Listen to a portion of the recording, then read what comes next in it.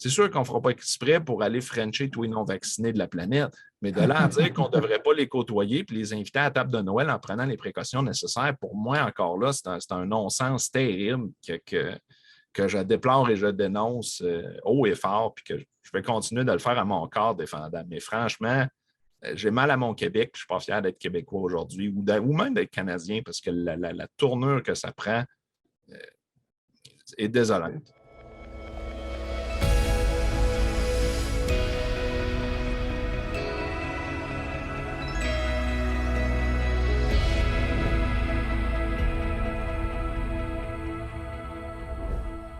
Bonjour à tous et bienvenue au show de Maxime. Cette semaine, j'ai le plaisir d'avoir avec moi l'avocat Hans Mercier, un avocat réputé en Beauce et au-delà des frontières de la Beauce.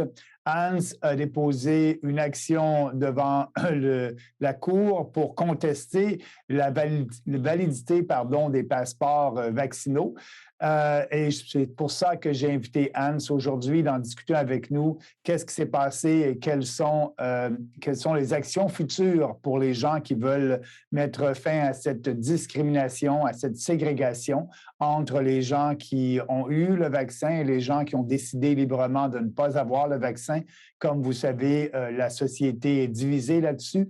Et on a donné plus de droits à des gens et moins à d'autres. Les gens non vaccinés ne peuvent pas aller au cinéma, ne peuvent pas prendre l'avion, ne peuvent pas profiter finalement de la vie en société. Et c'est un peu ce que Hans plaidait dans sa plaidoirie pour rendre invalides les passeports vaccinaux. Bonjour Hans et bienvenue au show de Maxime. Bonjour. Ça va bien? Oui, merci. Merci beaucoup. Donc, si tu peux peut-être nous faire un petit rappel sur ce que tu avais présenté devant la Cour provinciale, la Cour supérieure, pardon, en ce qui concerne les passeports vaccinaux. Bien, évidemment, ce que j'ai présenté, c'est vraiment une attaque constitutionnelle, sur les passeports spécifiquement, mais aussi sur les déclarations d'état d'urgence qui sont renouvelées sans débat à tous les 10 jours. Parce qu'évidemment, quand ça fait 2 ans, pour moi, la définition même d'urgence n'est plus là. Il peut y avoir une situation importante, mais je veux dire, pour avoir déjà été au gouvernement, ça se fait faire une loi spéciale pour dire on a une loi spécifique pour un événement spécifique et on a le temps de la débattre sainement et démocratiquement comme ça devrait être le cas. Et actuellement, ce qu'on a, c'est que c'est carrément comme les rois et les reines d'antan, on gouverne par décret et à tous les 10 jours, on se redonne ces pouvoirs extraordinaires-là. Et je suis ébahi à tous les jours de voir que plusieurs juristes, remarquez qu'il y a de plus en plus de juristes qui se soulèvent et qui se prononcent contre ça, mais il y a encore beaucoup de juristes qui semblent trouver ça normal. Évidemment, le recours, là, évidemment, on a demandé une ordonnance de sursis et ça a causé beaucoup de confusion parce qu'il y en a qui pensaient que c'était le dossier au fond. Et alors qu'un sursis, c'est vraiment une demande absolument extraordinaire qu'on fait pour dire avant même de discuter si la loi est constitutionnelle ou non, on voudrait la suspendre parce qu'on considère que le préjudice est tellement important que même si on n'a pas fait le débat, on demande au tribunal de suspendre la loi. Et ça, évidemment, c'est très, très, très rarement accordé. Et ça a donné lieu d'ailleurs à des chroniques malheureuses comme celle qu'a fait M. Boisvert récemment, qui honnêtement, comparé à ce qu'il a déjà fait, pour moi, est un torchon. Là où justement, il dit que, vous voyez bien, ils perdent toujours. Mais il y a juste des sursis qui ont été plaidés à date. Il n'y a pas une cause au fond. Et la principale critique que les gens ont, c'est que les tribunaux sont terriblement lents. Écoute, tu as des recours comme celui d'Entrepreneurs en Action ou celui de Mike Turp qui sont depuis maintenant 1 an qui sont déposés et qui sont des recours en contrôle judiciaire qui, normalement, devraient être traités d'urgence par les tribunaux. Puis évidemment, mais quand on voit qu'on a le gouvernement qui a une urgence à tous les 10 jours, puis les tribunaux, eux autres, en urgence après 1 an, pour eux autres, c'est rapide, là. Et ça, c'est une grosse, grosse problématique, je pense, sur lesquelles les gouvernements et les tribunaux vont devoir se pencher parce que si le chien de garde réagit 1 an en retard, il y a un sérieux problème avec le système de justice. Qu'on soit pour ou qu'on soit contre, on devrait absolument être en mesure de traiter. Puis l'autre chose que je déplore terriblement, c'est que, évidemment, le dossier n'a pas avancé énormément depuis qu'on l'a fait. Ce qu'il y a eu essentiellement, c'est que j'ai été interrogé au préalable. Et malheureusement, ce que je déplore, c'est que le procureur général, qui devrait être l'avocat du peuple, et ça, on le voit beaucoup, exemple, dans le système américain ou dans certains systèmes en Europe, où vraiment on a un procureur général qui est là pour représenter le peuple et non pas un mercenaire au service des ministres. Et malheureusement, au Québec, les PG actuellement, dans tous ces dossiers-là, font énormément de procédurites. Tu n'as pas l'intérêt juridique pour agir, tu n'as pas pris la bonne procédure, ta procédure n'est pas assez précise. On s'enfarge d'un fleur du tapis, mais on évite comme la peste de toucher à la question de fond. À date, on n'a donné aucun argument en défense de fond, simplement des arguments de procédurite. Puis au niveau de l'interrogatoire préalable, j'avais l'impression de me faire interroger par un grand bureau de Montréal d'un dossier civil normal où on essaie de t'écœurer avec des engagements, on essaie de te peinturer comme étant une personne, t'es une personne qui, soit qui vire les coins ronds, t'es un libertarien, t'es ci, t'es ça, tous les épithètes habituels pour essayer de te faire passer pour le méchant. Là. Et évidemment, quand vient le temps de parler des vraies choses, de dire, écoutez, la société est divisée, puis il y a de la discrimination, ça semble être évident pour tout le monde, sauf les juges aujourd'hui. Écoutez, il suffit de sortir la tête du sable. Et comme j'ai déjà dit, même en étant vacciné, en étant quand même quelqu'un de très pro-vaccin, pour moi, c'est pas acceptable de dire à mes enfants, on va vivre dans une société où quand les gens ne pensent pas comme nous, il faut les humilier, il faut les disgracier, il faut les rejeter de la société, puis les traiter comme des parias parce qu'ils pourraient nous rendre malades. Et encore là, ça, c'est l'autre ironie de cette chose-là. Je me suis fait vacciner pour me protéger, mais non, faut pas que je les protège eux d'eux-mêmes. Mais je m'excuse, là, mais moi, je me suis fait vacciner. Si moi, je me sens en sécurité, je me sens protégé, c'est sûr qu'on ne fera pas exprès pour aller frencher tous les non-vaccinés de la planète. Mais de là à dire qu'on ne devrait pas les côtoyer puis les inviter à la table de Noël en prenant les précautions nécessaires, pour moi, encore là, c'est un non-sens terrible que je déplore et je dénonce haut et fort, puis que je vais continuer de le faire à mon corps défendant. Mais franchement, j'ai mal à mon Québec, je ne suis pas fier d'être Québécois aujourd'hui ou même d'être Canadien parce que la tournure que ça prend est désolante. Et tu parles de la lenteur des tribunaux. Je pense que ce n'est pas seulement, Hans, au Québec. Je travaille un peu avec le Justice Center for Constitutional Freedoms. C'est eux qui me défendent dans ma cause au Manitoba. Et ça va être eux qui vont me défendre aussi dans la cause qu'on va entamer contre le gouvernement fédéral pour la discrimination qu'il nous impose à nous, les non-vaccinés. Comme tu sais, je ne suis pas vacciné et je dois voyager à travers le pays en tant que chef d'un parti national. Et là, bien, c'est impossible pour moi. Donc, le Justice Center prépare une cause avec moi et d'autres personnes pour qui c'est nécessaire et c'est important d'avoir le droit de voyager en avion ou en train à travers le pays. Et ça, Maxime, je trouve que ça amène une question pour moi qui va être vitale, que je ne pensais pas voir parce que je pensais honnêtement qu'on en aurait fini avec la pandémie avant ça. Il s'en vient une élection partielle au provincial, il s'en vient des élections à l'automne. Et là, la question va se poser de dire, la personne qui va voter et qui n'est pas vaccinée, c'est comment elle va faire pour aller voter parce qu'on va aller aussi loin que dire ça va prendre un passeport vaccinal pour aller voter. Ce serait une aberration incroyable. Et cette question-là va devenir d'actualité beaucoup plus rapidement qu'on le pense, je le crains.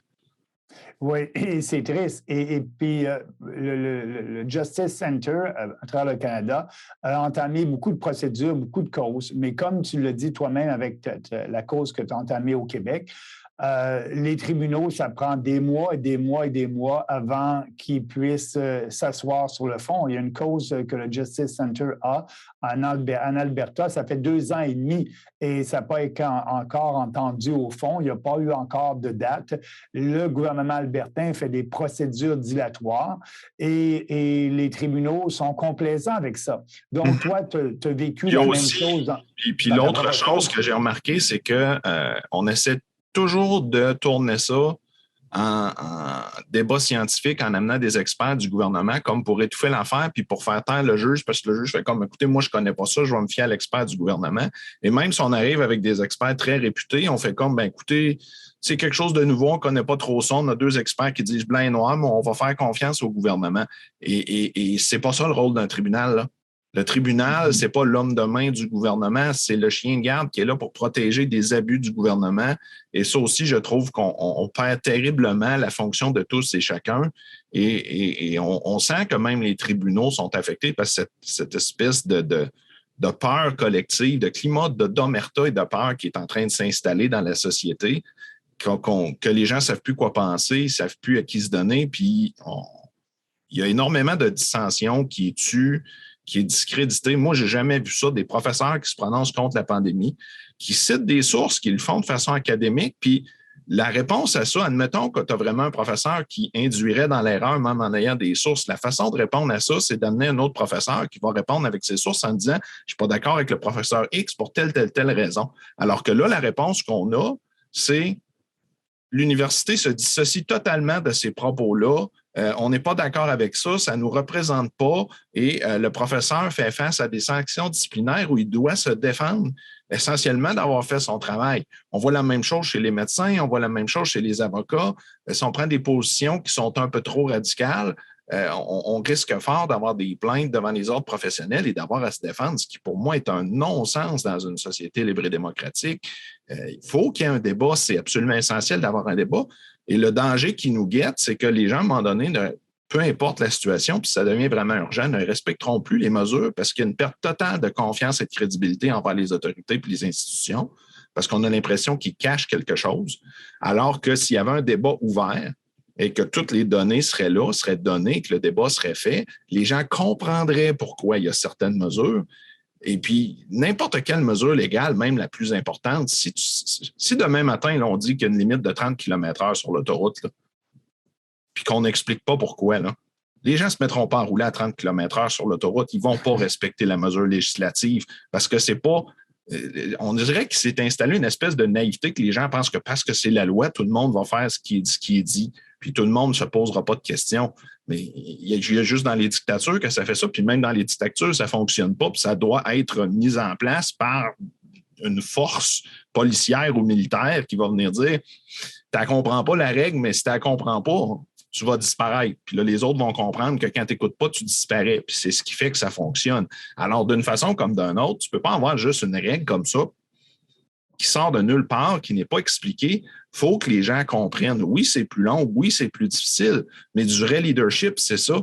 C'est des gens qui expliquent, qui font comprendre des mesures, puis à ce moment-là, ben, la majorité des gens risquent de les respecter s'ils comprennent pourquoi on le fait. Parce qu'actuellement, tout ce qu'on a, c'est des mesures incohérentes, des mesures contradictoires, des mesures qui ne semblent pas soutenues dans bien des cas par la science et des mesures qui semblent avoir des motivations douteuses dans certains cas. Je veux dire, ça sent tomber dans les théories du complot ou dans les excès. On sait très bien que les lobbies pharmaceutiques sont très, très, très pesants. Il y a des précédents dans d'autres cas, justement, où des médicaments ont eu des problèmes. Des médicaments sont souvent retirés.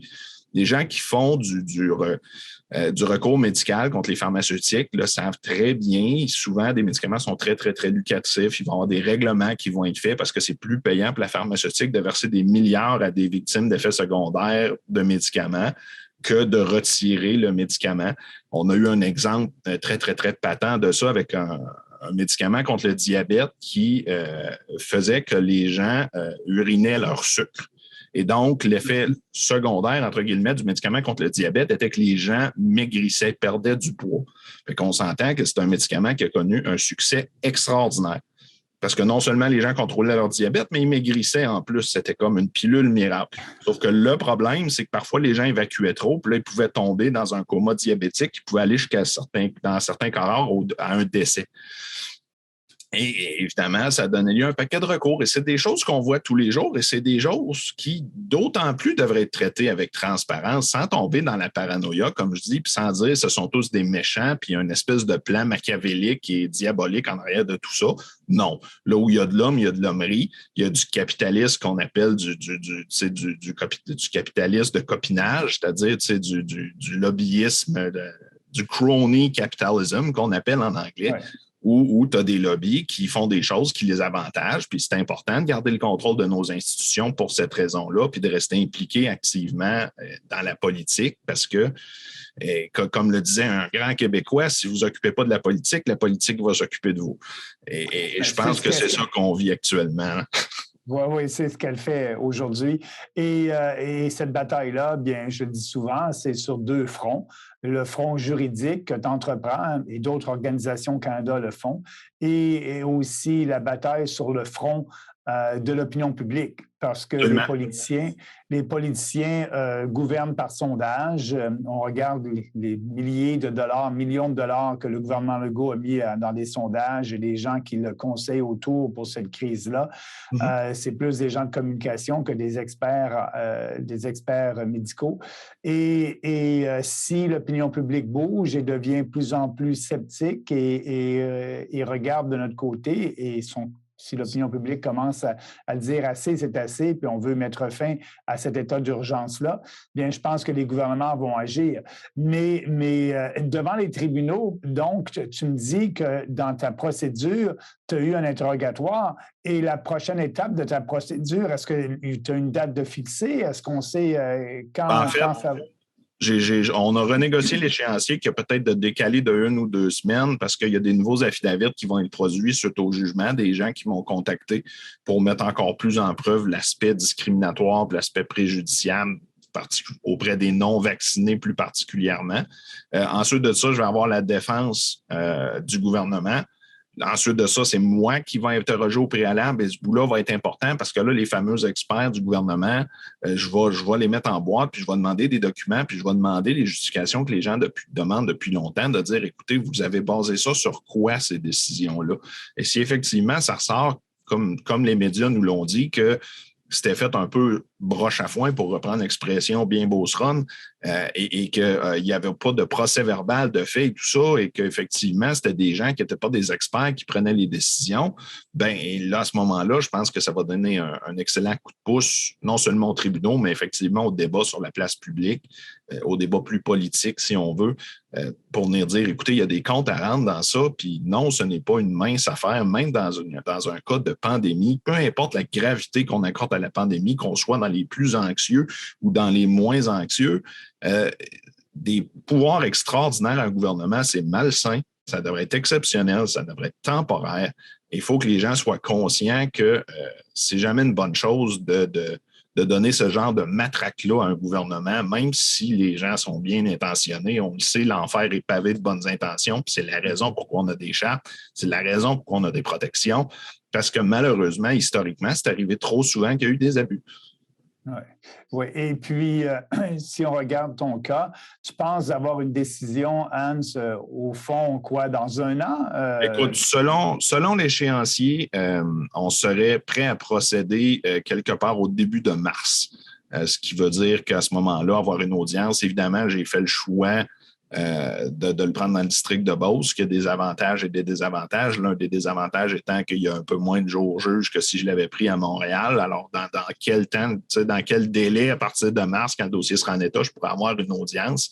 C'est sûr que je vais faire des pressions, quitte même à aller voir le juge en chef pour dire, écoutez, c'est des dossiers qui sont censés être entendus. C'est des procédures d'urgence. Elles devraient être entendues en priorité. Puis on va essayer d'être entendu le plus rapidement possible. Oui. Mais écoute, c'est très encourageant ce que tu fais, mais d'un autre côté aussi, c'est très décevant parce que tu dois faire toutes ces procédures-là pour mettre fin à l'état d'urgence au Québec, qui existe aussi dans d'autres provinces. Après 2 ans et demi, j'ai de la misère à concevoir que les journalistes, les médias et même l'opposition à Québec trouvent ça tout à fait normal qu'on soit encore dans un état d'urgence et donc ils essaient toujours de faire peur à la population avec un nouveau variant. Lorsqu'on sait, là, on a des données de l'Afrique du Sud en ce qui concerne le variant Omicron. Il est plus contagieux, mais il est définitivement plus bénin au niveau des effets. Ça, je pense que c'est assez incontestable scientifiquement. Ben oui.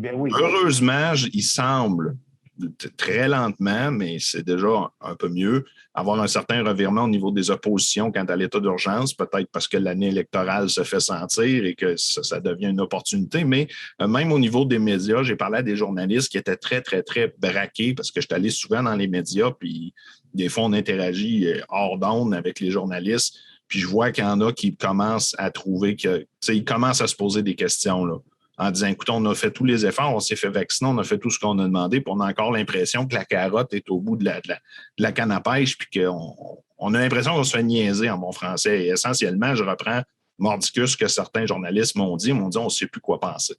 Et ça, pour moi, c'est un bon signe. Parce que quand que tu sais quoi penser, c'est parce que quelqu'un te le dicte. Puis on devrait tous s'interroger.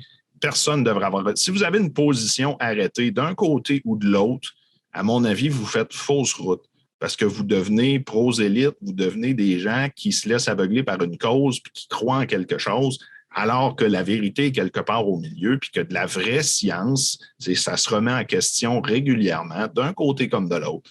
Et il faut être capable, il faut être assez mature, assez intelligent pour être capable de faire son mea culpa et de dire, voyez-vous, moi, je pensais ça, mais aujourd'hui, j'ai changé d'idée pour X raisons. Et ça, c'est tout à fait humain, c'est tout à fait responsable. Et puis moi, j'encourage les gens à garder une ouverture d'esprit et à demeurer patient dans un contexte qui amène à de la polarisation, de la division et malheureusement, c'est de la dissension qui peut parfois mal tourner. Oui. Et on souhaite aussi que les Québécois puissent se réunir en famille et qu'ils ne suivent pas la directive qui a été donnée par les élites politiques et M. Arruda à l'effet de ne pas inviter les gens non vaccinés. C'est complètement discriminatoire. Ça crée de la division et de la haine dans les familles, sachant que tout le monde, vacciné ou non vacciné, peuvent attraper le virus et le transmettre. L'avantage des vaccinés, c'est que s'ils ont le virus, ils ont moins de chances d'avoir des conséquences graves suite au virus. Mais on est tous dans le même bateau et là, on fait de la division et de la ségrégation et on demande aux familles, c'est normal de ne pas inviter l'oncle qui n'est pas vacciné. Écoutez, honnêtement, si vous y tenez tant que ça, demandez-lui de se faire tester, puis à la limite, si vous êtes si intense que ça, payez-lui donc son test. Puis s'il est négatif, bien, vous y payerez une bière, puis vous en prendrez une avec lui. Il est moins dangereux que vous parce que comme vacciné, vous pouvez être porteur asymptomatique puis pas le savoir. Alors, tu sais, à un moment donné, c'est pouce mais pouce égal. Et je suis tout à fait d'accord de dire, ne scrapez pas vos fêtes par un conflit qu'on vous met dans la bouche. Tu sais, c'est le temps des fêtes, c'est le temps d'enterrer l'âge de guerre, c'est le temps d'avoir l'esprit de Noël. Parlez pas de la pandémie. Faites un party où, comme s'il n'y en avait jamais eu. Prenez vos précautions. Là. Je ne vous dis pas de faire des folies, mais ce que je vous dis, c'est oubliez donc la pandémie puis parlez donc d'autres choses. Vous allez voir que ça va être très, très, très rafraîchissant. Comme mon séjour en Floride, Hans, la vie était normale. On ouvrait la télévision et puis il n'y avait pas de nouvelles COVID. À la radio, pas de nouvelles COVID. C'est comme si ça n'existait pas. Non. On allait au restaurant, les gens n'ont pas de masque et ceux qui veulent les morts ne s'empilent pas dans les rues de la Floride. Non, les morts s'empilent pas. C'est pas l'apocalypse, là. C'est la vie tout à fait normale et on revient ici et je reviens dans une prison, peut-être une grande prison, la prison canadienne. Plusieurs personnes qui sont revenues de Floride m'ont dit avoir ressenti exactement ça. C'est là qu'on se rend compte. C'est comme n'importe quoi d'autre. Hein. Quand on ne l'a pas perdu, c'est là ça ne nous manque pas tant qu'on ne l'a pas perdu. Et les gens qui sont allés en Floride reviennent ici et se rendent compte à quel point c'est pesant moralement, c'est difficile. Quelque chose qui peut sembler anodin pour les gens qui s'y sont habitués. Mais même les gens qui s'y sont habitués ne comprennent pas à quel point ça peut peser lourd. C'est le syndrome de la goutte. Ça a l'air anodin, mais à la longue, ça peut vous rendre fou. Ben oui, écoutez, des masques partout. En Floride, il n'y en a pas. Puis les gens se protègent s'ils le veulent. Il n'y a rien d'obligatoire. On respecte les choix de chacun, la liberté de chacun. Ils ont un système de santé qui est capable de répondre à la demande. Alors qu'ici, on se sert de la pandémie pour camoufler une crise que tous les gens qui connaissent ça moindrement voyaient venir depuis des décennies, c'est-à-dire une population vieillissante, un système de santé qui croule sous la bureaucratie et sous un syndicalisme archaïque. Et ça, c'est des choses au Québec, je pense qu'à un moment donné, je pense que au moins, ça a amené les gens à s'éveiller là-dessus, à dire, écoutez, notre système n'est peut-être pas aussi parfait qu'on nous l'a laissé croire. Là. Oui, effectivement.